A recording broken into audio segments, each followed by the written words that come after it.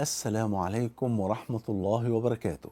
بسم الله والحمد لله والصلاة والسلام على حبيبنا وأسوتنا وقدوتنا وشفيعنا رسول الله صلى الله عليه وآله وسلم. فعلا هي دي ليلة القدر. تعالوا نشوف بعد ما نصلي على حبيبنا صلى الله عليه وآله وسلم. طبعا يا حبايبي، ليلة القدر هي ليلة العمر اللي بتكتب فيها مقادير الخلائق من السنة للسنة. قال جل وعلا: فيها يفرق كل أمر حكيم. قال ابن عباس رضي الله عنهما: أي فيها تكتب مقادير الخلائق من الرزق والآجال والسعادة والشقاء من السنة إلى السنة. وقال عنها جل وعلا: ليلة القدر خير من 1000 شهر. وقال صلى الله عليه وسلم كما عند البخاري: من قام ليلة القدر إيمانا واحتسابا غفر له ما تقدم من ذنبه. ليلة كلها بركة وكلها خير بفضل الله، ليلة عتق من النار، ليلة مغفرة ذنوب، ليلة إن احنا نكتب من أهل الجنة، ليلة عظيمة جدا بيكتب لنا فيها أجر بمليارات السنين بفضل الله سبحانه وتعالى. إن ربنا ما قالش ليلة القدر ب1000 شهر، إنما قال خير من 1000 شهر، والخيرية هنا مطلقة. يعني بفضل الله سبحانه وتعالى، فالله عز وجل هو أكرم الأكرمين الذي لا تنفت خزائنه أبدا سبحانه وتعالى. فكتير من الناس بقى مشغولين زي ما قلنا في مقطع قبل كده، مشغولين بقى بعلامات ليلة القدر. يبقى طول الليل عمال يراقب الجو، الدنيا هادية، طب في نسمة مطر، طب حاسين بحاجة، ويقعدوا يعني يتصلوا ببعض: ها يا فلان أو ها يا فلانة، أخبار الليلة إيه؟ مش حاسين إنها ليلة القدر؟ طب شفتوا الجو عامل إزاي؟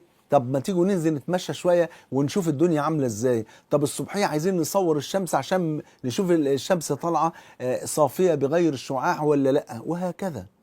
مش عايزين ننشغل لا بعلامات ليلة القدر ولا بأي شيء، عايزين ننشغل بحاجة واحدة بس: بأن نفوز برضوان الله سبحانه وتعالى، إن ربنا يرضى عنا. صدقوني ورب الكعبة، هو ده الأصل.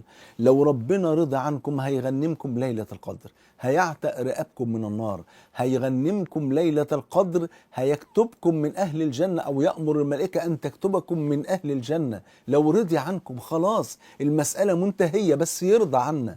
ربنا يرضى عنكم يا رب ويكرمكم. فعشان كده بقول: بدل ما ننشغل بالعلامات، بل ننشغل برب الأرض والسماوات. ذاق طعم الإيمان من رضي بالله، مش من رضي بعطاء الله أو برزق الله، لا، من رضي بالله ربا وبالإسلام دينا وبمحمد صلى الله عليه وسلم نبيا. وعايز أقول لحضراتكم معادلة بسيطة جدا. تخيلوا حضراتكم لو واحد عرف بعلامات ليلة القدر وشافها بالملي، سواء بالليل أو في الصباح، وتأكد إن هي علامات ليلة القدر، وهو لم يقم ليلة القدر ولم يصلي ولم يذكر الله ولم يقرأ القرآن ولم يتصدق ولم يبر والديه ولم يفعل أي خير في الليلة ديت، فماذا يفيده من ذلك؟ هو رأى العلامات لكنه لم ينشغل برضوان رب الأرض والسماوات، ضاعت الليلة عليه. طب في المقابل، طب لو واحد أو واحدة، يعني كلام للرجال وللنساء، طيب لو واحد ما شافش علامات ليلة القدر خالص لكنه قام في الليالي العشر بفضل الله سبحانه وتعالى ولم يفرط أبدا، ما شاء الله، تراويح وتهجد وقراءة قرآن وذكر لله وبر للوالدين وصلة للرحم ولو بالتليفون ولو بالهاتف، سبحان الله، صدقة وإطعام الناس على السحور، وعمل خير كتير جدا في الليلة دي، ولم يرى تلك العلامات، لا يضره عدم رؤيته للعلامات، فقد كتبت له ليلة القدر. هي دي المسألة اللي أنا عايز أركز عليها. إذن فلا تنشغلوا بالعلامات، وكونوا على يقين إن ليلة القدر هي الليلة اللي ربنا هيوفقكم فيها من تدارك أموركم وصلاح قلوبكم وتهذيب نفوسكم والإقبال على الله بالقيام وسائر العبادات. فاجعلوا هذا شغلكم الشاغل في الليالي العشر. لو حصل كده،